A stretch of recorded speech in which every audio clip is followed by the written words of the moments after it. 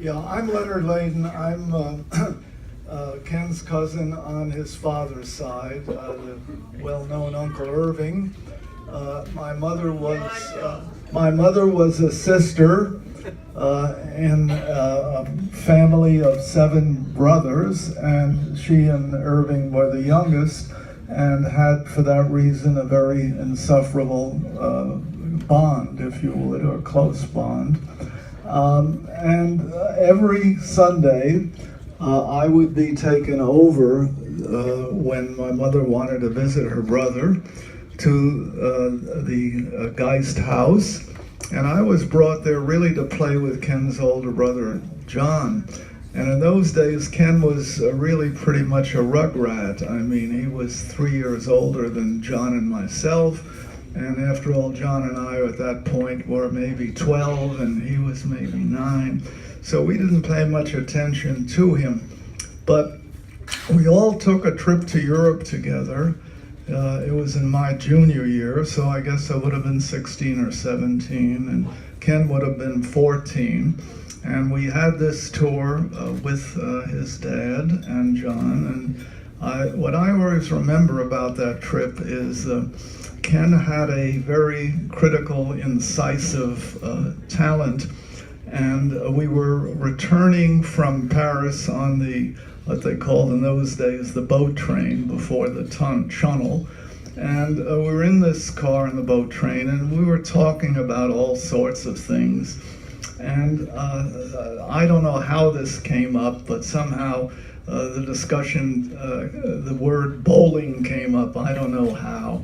And Ken and I got into this argument about whatever, I don't know, but he was much smarter than I would have expected for someone 3 years younger.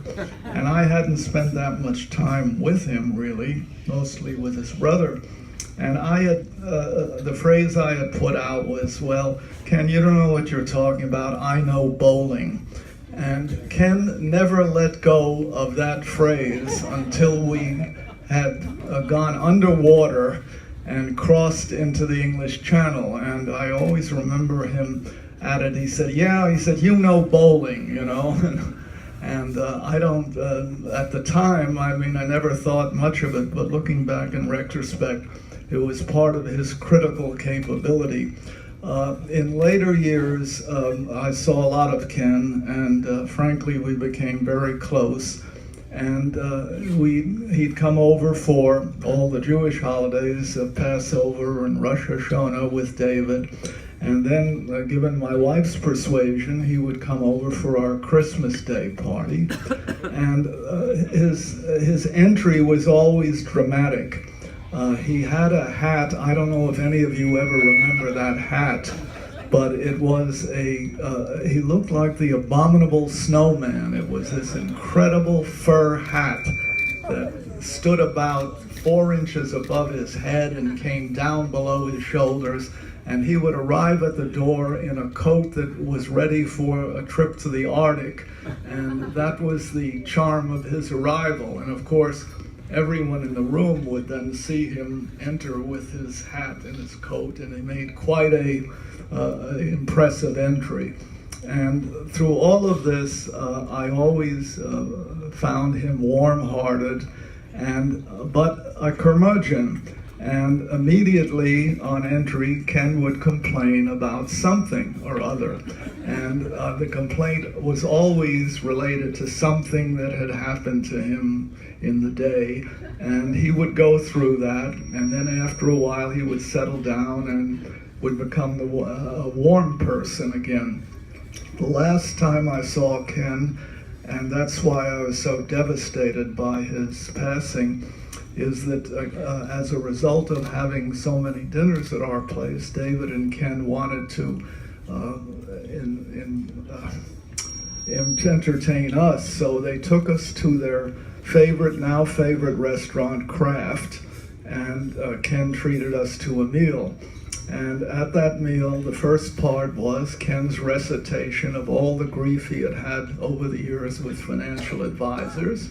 And then we had gone through that element for a while. And of course, David was really a rock. I mean, he had only heard this probably 50 times, but 500, yes.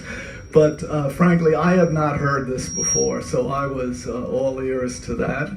And then after that was over, we continued to have this wonderful close dinner, and I was looking forward to our get-together at our next Christmas Day party, and he's gone, and frankly, it devastated me. I don't have any cousins other than Ken and John, and then one on my father's side, and to have lost him just so soon after we had that wonderful evening was really upsetting and devastating.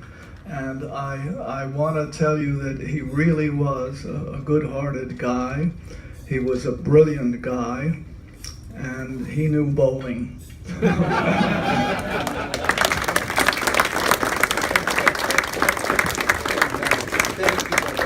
Thank you, Leonard. Okay, here comes Sherman Yellen. Sherman Yellen